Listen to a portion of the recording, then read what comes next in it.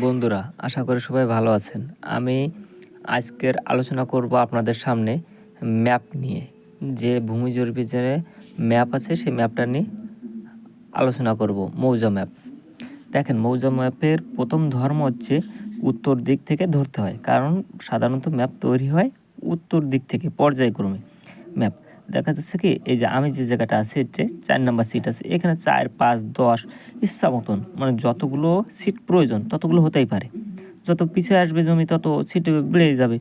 এখন একটা জমি থেকে যখন আপনি একটা জমি মাপবেন বা চিহ্নিত করবেন, তখন আপনাকে কিন্তু একটা সীমানা পিলার, অর্থাৎ এই যে সিগন্যালগুলো আছে এগুলো আছে সীমানা পিলার, এইগুলো কিন্তু আপনাকে খুঁজতে হবে। ওই জায়গার থেকে যদি আপনি জমিটা পিতেটা ধরে আসেন, তাহলে সেক্ষেত্রে কিন্তু আপনার জমি মাপাটা সঠিক হবে।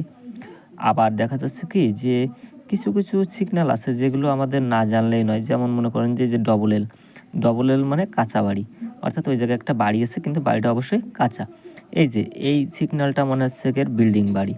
আবার এই সিগন্যালটা মনে হচ্ছে কের বিল্ডিং বাড়ি কিন্তু দোতলা। আবার নারকেল গাছ আঁকানো, এই সিগন্যালটা মানে হচ্ছে বাস্তবিটা, মানে আপনার ঠাকুর দাদার সম্পত্তি বাবা পাইছে তাতে আপনি পাচ্ছেন, একেই বলে বাস্তবিটা। আবার এদিকে এই যে এই সিগন্যালটা মানে আমরা বুঝতে পারতেছি যে এটা পাহাড় সহ একটা পুকুর।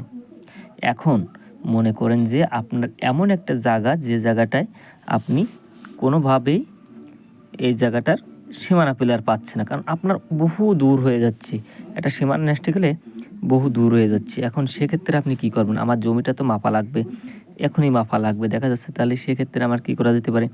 সেক্ষেত্রে আপনি করবেন কি, যে 4 স্টেশন অথবা 3 স্টেশন এরকম একটা পয়েন্ট খুঁজবেন। দেখেন একটা পয়েন্ট যেটা আছে 4 স্টেশন, আপনি এই জায়গার থেকে যদি জমিটা ধরেন তাহলে কিন্তু আপনার এই জমিটা মাপতে সুবিধা হবে। আবার যদি মনে করেন যে কোনো ক্ষেত্রে 4 স্টেশনও পাচ্ছেন না আশেপাশে, তাহলে আপনি সেক্ষেত্রে 3 স্টেশনটা নেবেন। এই জায়গার থেকে যদি জমিটা ধরে এসে মাপেন তাহলেও কিন্তু আপনার জমিটা সঠিক জায়গার থেকে একটা আইল নির্ধারণ করতে পারবেন। এখন এই ছিল আমার আলোচ্য বিষয়। আর মূল বিষয় হচ্ছে এই বিল্ডিং বাড়ির ভিতরে যে বসি থাকে না, এই বসি সিগন্যালটা হচ্ছে আপনার ওই বিল্ডিং বাড়িটা ওই জায়গায় আছে, কিন্তু ওর আইল সীমানা ঠিক নাই। অর্থাৎ কি, যে জায়গাটা বিল্ডিং বাড়ি দেখাচ্ছে ওই জায়গাটা নাও হতে পারে, হালকা আশেপাশেও হতে পারে, এমনটাই। আর ম্যাপের যে মূল বিষয় দেখেন, এইখানে আমি যদি একটু আপনাদের করি, যে ফেরিঘাট রোড, এটা কিন্তু একটা রোড, অর্থাৎ রাস্তা। যে কোনো রাস্তার এই যে মোড়, এই জায়গার থেকে আপনি একটা সীমানা পিলার তৈরি করে নিয়ে মাপতে পারেন।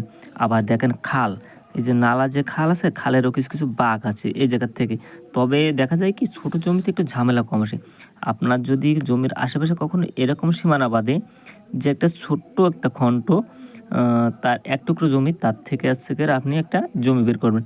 তবে এই আইলগুলো কিন্তু নড়চড় খুব কম হয়, হয় না তা না, হয় কিন্তু খুব কম হয়। সেক্ষেত্রে কিন্তু আপনি সঠিকভাবে একটা নির্ধারিত জমি বের করতে পারবেন, বা এই যে 4 স্টেশন বিশিষ্ট জমি থেকে বের করতে পারবেন।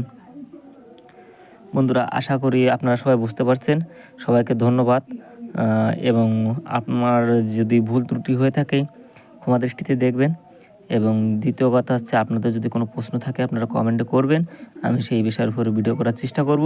তবে অবশ্যই জমি সংক্রান্ত বিষয় নিয়ে প্রশ্নগুলো করবেন। এবং সবাই ভালো থাকেন। ধন্যবাদ সবাইকে।